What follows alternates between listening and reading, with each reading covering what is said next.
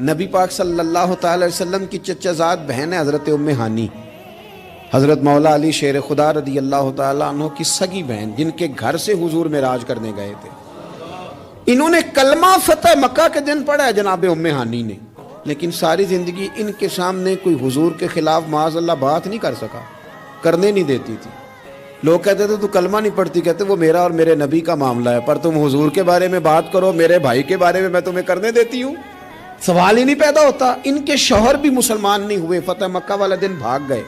इनके रिश्ते में कुछ देवर थे ससुराल के रिश्तों में से, वो तो इतने सख्त काफिर थे, इस्लाम के दुश्मन थे। लेकिन हुजूर जब फतह मक्का पे गए तो बड़े बड़े लोगों ने दावत दी, पर हुजूर इनके घर में गए, नफल भी वहीं पढ़े, रोटी भी वहीं खाई, वहां रहे। हुजूर वहां से तशरीफ ले गए एक और जगह, तो ऐलान हुआ कि इनके वो जो दो देवर हैं जनाब उम्मे हानी रदी अल्लाह तआला अन्हा के, उनको ना जहां मिले मार दिया जाए।